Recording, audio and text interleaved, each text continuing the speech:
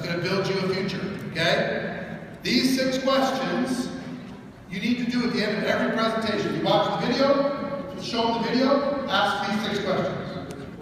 Have a try the problem, ask them the 6 questions. Do a little presentation, bring it to a meeting, ask the 6 questions. Have a home meeting, ask the 6 questions. Got it? It's very simple. It takes a little practice, but not a lot of practice. Okay, you have all of you $100,000 a year, and you have to learn this, and you are master at it, A+ by tomorrow morning, and you already have a job. It wouldn't be too difficult to learn. Okay, since I'm not paying you, you have to put your own accountability system in order to be able to learn it. Got it? So, first question at the end of every presentation. What did you like best?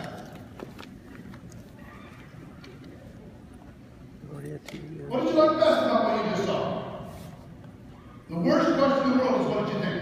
That's what most people say. Put out. They what did you think? What did you think invites the critic, invites somebody to bring a critical mind.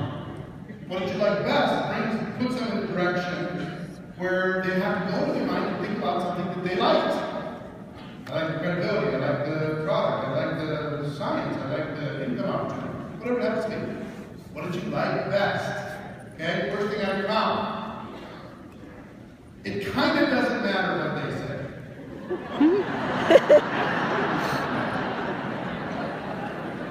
It gives you some clues. But you just barrel into question number 2. Okay, file it away. Because it'll lead you in some directions. File it away.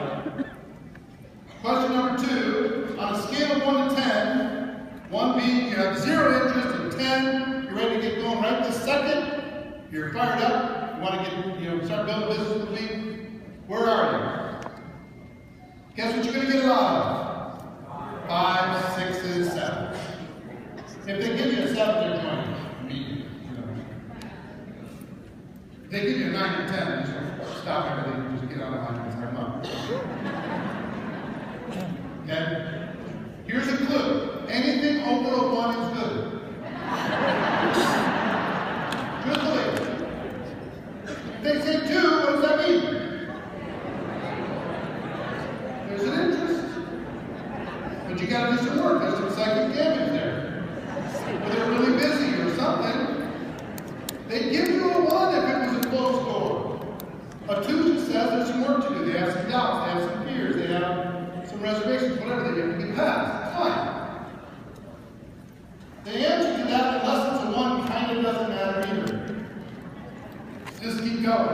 Now, if it's a 2 with an attitude, you can go on to question number 3, or you can say, what needs to happen for that number to go on? I need to know more about the product, right? I need to find out if this is for real, people actually make money at this, or whatever would happen. Okay? But for now, I would encourage you to just do all 6 questions no matter what they say. What'd you like best? I don't know. Scale of 1 to 10, where are you? I don't know. All right, question number 3. Serious.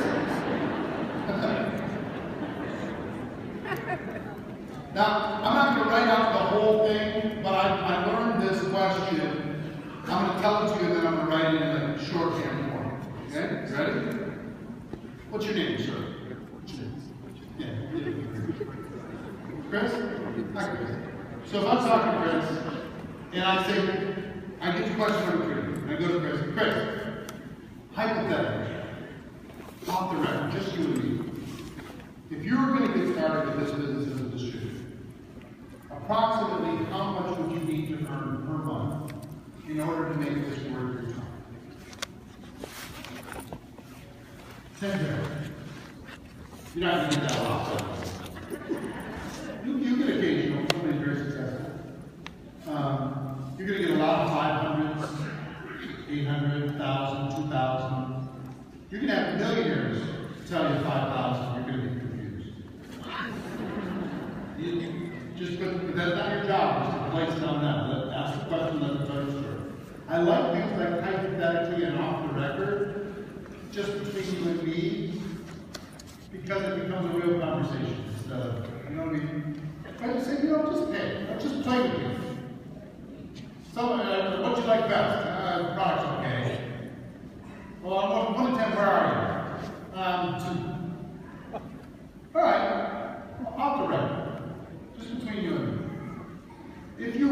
going to do this, and get involved as you should, approximately how much would you need to earn per month to make it worth your time? Now, make it worth your time is a very important word, because everybody has a number that would make it worth their time.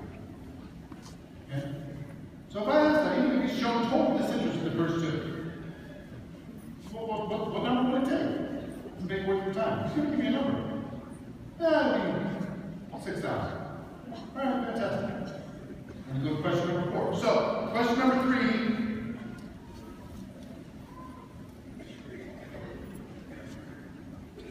Part-time income, worth your time.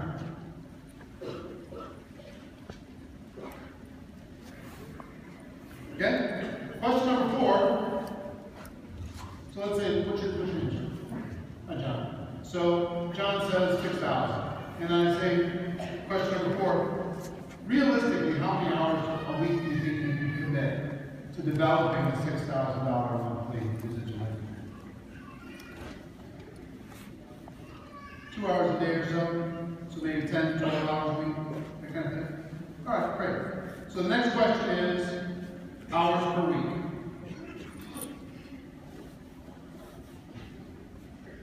The only time I'm going to stop is if it just gets ridiculous, right? And it almost never happens. Only when we role-play it happens a little bit, but in real life it doesn't really happen.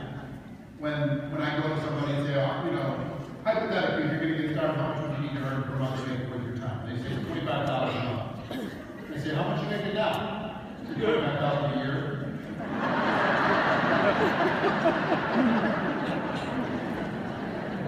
Making $25 a year, you need to make $25 a month to make it worth your time. I'm confused. This isn't magic beans here. This is real business to talk about. Right? And then I ask them, you know, how many hours a week? Well, I'll give it an hour. Well, look, this might not be a good fit. I'm acting as a consultant here. What do consultants do? Anybody ever act as a consultant here in the room? As a consultant, what do? You ask questions, you're trying to come up with a solution. That's all we're doing here. Trying to ask questions to see if you're a candidate for this as a solution. If you can think entrepreneurial.